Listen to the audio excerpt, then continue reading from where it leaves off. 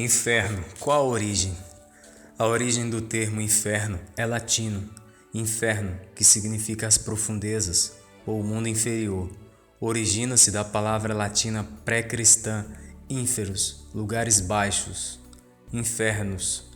O inferno grego era uma região nevoenta no interior da terra, por onde as almas vagavam sem memórias. Para os gregos antigos, as almas tinham um destino certo após a morte, o mundo subterrâneo, conhecido pelo mesmo nome de seu governante, Hades.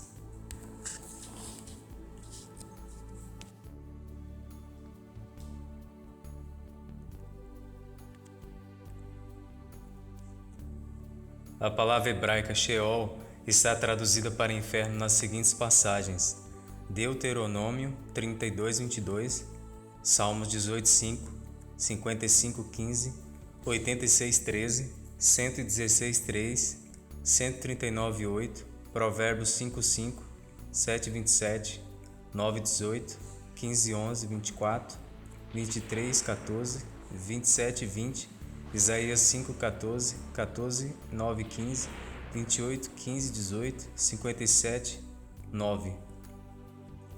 A palavra grega Hades está traduzida para inferno nessas passagens: Mateus 11:23, 16:18, Lucas 16:23, Apocalipse 6:8. Veja que aqui quem seguia era a morte, não o inferno. Faça a comparação nas traduções, veja que foi alterado. A palavra Geena ou Geena está também traduzida para inferno nas seguintes passagens: Mateus 5, 22, 29, 10, 28, 18, 9, 23, 15, 23, Marcos 9, 43, Lucas 12, 5 e Tiago 3, 6. A palavra Tártaro aparece somente uma vez na Bíblia e é traduzida para inferno também em 2 Pedro 2, 4.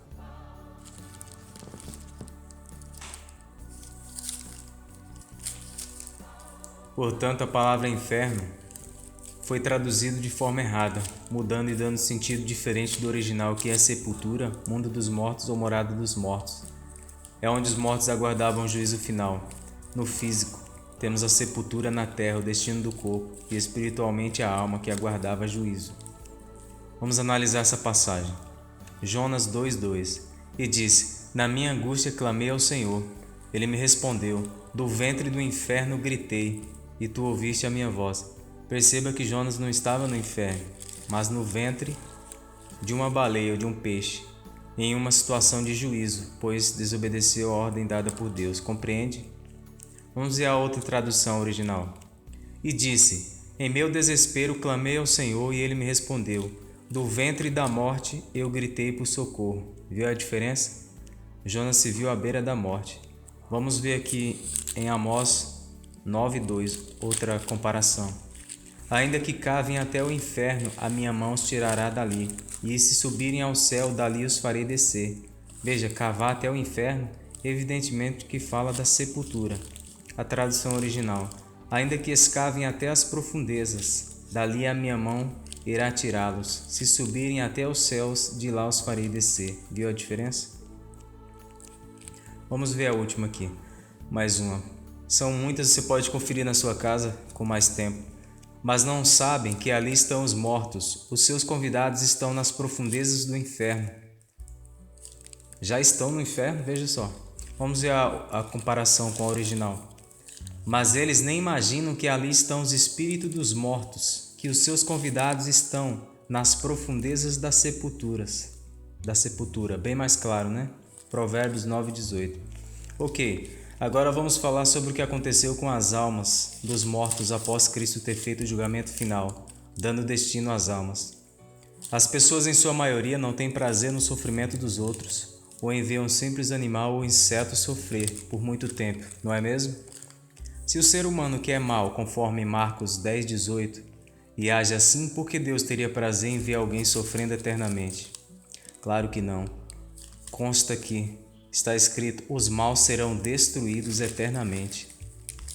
Salmos 37:9, você pode perceber: porque os malfeitores serão exterminados. Isaías 1:28, Contudo, quanto aos rebeldes, malvados e pecadores, esses serão exterminados, e os que desprezam o Senhor. O lago de fogo é a terra onde seu juízo foi decretado. Depois da terra, ou vai para a vida eterna ou destruição eterna da alma. Disse-lhes: Vivo eu, diz o Senhor Deus, que não tenho prazer na morte do ímpio, mas em que o ímpio se converta do seu caminho e viva. Convertei-vos, convertei-vos dos vossos maus caminhos. Pois por que razão morrereis, ó casa de Israel? Ezequiel 33:11. Veja que Deus não tem prazer nem na morte dos ímpios, quanto mais em ver alguém atormentado para sempre. O lago de fogo. O lago de fogo é a terra. Cristo trouxe o fogo para acender a ira de Deus na terra. Lucas 12:49. Veja, eu vim para trazer fogo sobre a terra, e como gostaria que já estivesse em chamas. 2 Pedro 3:7. Ora, por intermédio da mesma palavra, os céus e a terra que hoje existem estão também preparados para o fogo reservado para o dia do juízo e para a total destruição dos ímpios. Veja que a total destruição. Alguém pode perguntar, mas por que ainda existem ímpios na terra? Sim, existe, mas já estão condenados à extinção. Eles têm apenas essa vida. Vivem debaixo do fogo eterno de Deus, pois a terra permanece para sempre. Apocalipse 27. E o diabo, que é o pecado, que os enganava, foi lançado no lago de fogo e enxofre, julgado, onde estão a besta e o falso profeta, a lei e os que se sentiam deuses. E de dia e de noite serão atormentados para todo sempre. O pecado está vencido eternamente em Cristo, e o Espírito atormenta a carne na terra com o fogo da verdade. E aqueles que já nascem debaixo da condenação e apenas têm esta vida, aguardam a extinção, por isso fazem tanto mal. Eles odeiam a luz, que é a verdade. Esse é o tormento eterno para eles, os maus que nascem na terra. Continuando, 13. E deu mal aos mortos que nele havia, e a morte e o inferno deram os mortos que neles havia. Veja que aqui o inferno é claramente evidenciado como sepultura. E foram julgados cada um segundo as suas obras. E a morte e o inferno, e a morte e a sepultura, foram lançados no lago de fogo, ou seja, a segunda morte. Esta é a segunda morte, ou seja, a morte foi vencida, recebemos a vida eterna em Cristo. O mundo dos mortos foi extinto, pois ninguém fica mais preso nele, está consumado, julgado. O juízo final, Apocalipse 1:18. Eu sou o que vive, estive morto, mas eis que estou vivo por toda a eternidade, e possuo as chaves da morte e do inferno, ou seja, da sepultura. 1 Coríntios 15, 55, 56 e 57. Onde está, ó morte, o teu aguilhão? Onde está, ó inferno, que é a sepultura, a tua vitória? Ora, o aguilhão da morte é o pecado, ou seja, o pecado entrou por meio de Adão e saiu por meio de Cristo, que venceu ele. E a força do pecado é a lei nos acusava, mas graças a Deus que nos dá a vitória por meio do nosso Senhor Cristo. Ou seja, em Romanos 8, o pecado já não pode mais nos acusar perante Deus.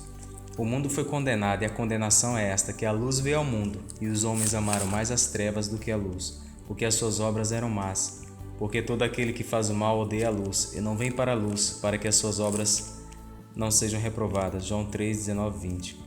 Nessa previsão disse da ressurreição de Cristo que a sua alma não foi deixada no inferno, ou seja, na sepultura, nem a sua carne viu a corrupção. Atos 2, 31. Inferno é igual a sepultura.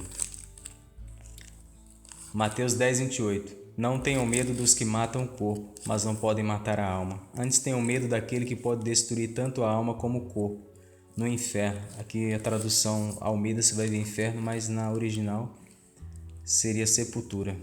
Colossenses 3:1. Portanto, visto que fosse ressuscitado com Cristo, buscai o conhecimento do alto, onde Cristo está assentado à direita de Deus.